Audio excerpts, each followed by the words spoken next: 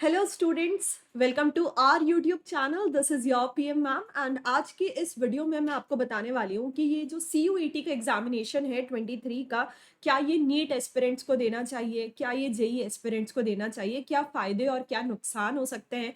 And साथ में एक बहुत बड़ा अपडेट भी आप लोगों को बताने वाली हूँ। अगर आपने चैनल को सब्सक्राइब नहीं करा है तो कर लो for more quick short updates like this.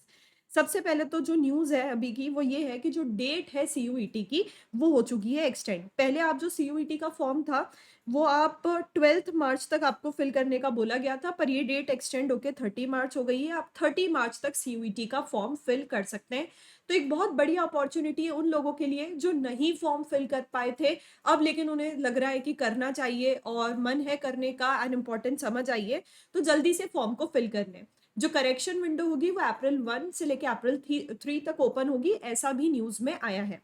Exam date के बारे में बात करें तो ये एग्जाम 12 मई से 31 मई तक जो होगी कंडक्ट होगी। इसमें अलग अलग टाइप के पेपर्स होते हैं, इसका एग्जाम पैटर्न थोड़ा सा डिफरेंट होता है, इसीलिए हो सकता है कि आपको 2 दिन भी एग्जाम सेंटर जाना पड़े एग्जाम देने के लिए। इस चीज को मैं डिटेल में एक्सप्लेन करूंगी। अब क्वेश्चन आता है कि क्या नीट एस्पिरेंट्स को जो है सीयूईटी 23 की एग्जामिनेशन देना चाहिए।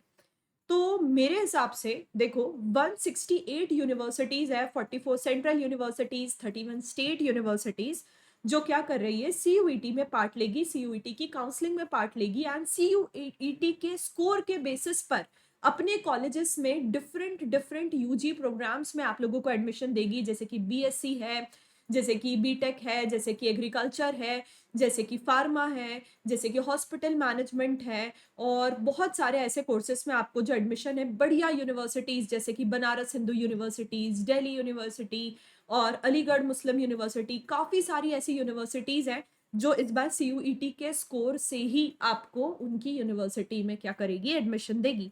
इसीलिए मेरे हिसाब से आपको सीयूईटी देना चाहिए।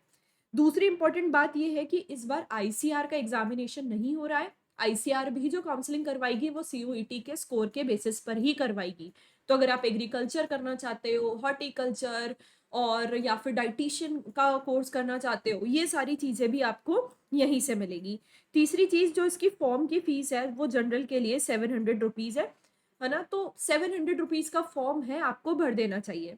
दूसरी बात है कि जो डेट के बारे में हम बात करें तो हमारी हो रही है नीट 7 मार्च को। इसकी जो एग्जाम हो रही है वो बाद में ही हो रही है। तो नीट के लिए तो आप पढ़ाई करने ही वाले हो, नीट की तो प्रिपरेशन आप करने ही वाले हो। फिर उसके बाद ये एग्जाम देने में कोई नुकसान तो नहीं है बेटा, तो फायदा ही हो सकता है, कोई नुकसान नहीं है। इसीलिए आपको सीयूईटी की एग्जाम जरूर देना चाहिए ताकि आप नीट के साथ साथ और भी बहुत सारे ऑप्शंस अपने हाथों में रखें।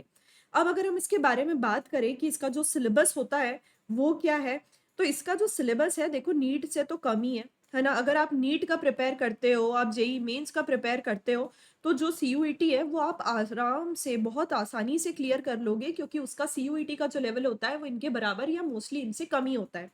सीयूईटी का जो मेन पर्पस है वो है 12th के बाद यूजी कोर्सेस में एडमिशन देना, सबको यूनिफॉर्म स्कोर हो। पहले क्या होता था, 12th बोर्ड के मार्क्स पे बीएससी वगैरह में एडमिशन मिलते थे।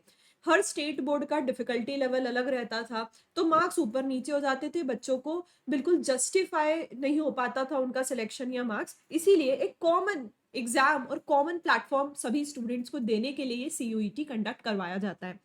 इसमें जो सिलेबस आता है ना बेटा, वो अपना जो रहता है मेनली 12th सेंट्रिक ही रहता है। आप इस यूट्यूब चैनल, अभी ये यूट्यूब वीडियो देखोगे, इसके नीचे मैंने डिस्क्रिप्शन में एक यूट्यूब वीडियो के लिंक दिए, आप उस वीडियो को देखना। आपको इसका एग्जाम पैटर्न के बारे में समझ में आ जाएगा, आपको इसकी डिटेल समझ में आ जाएगी। बस अब ये है कि डेट और एक्सटेंड हो गई है। पहले जब मैंने वीडियो बनाया था तब 12th मार्च तक ही वो बोल रहा था फिल करने को, अब डेट और एक्सटेंड हो गई है।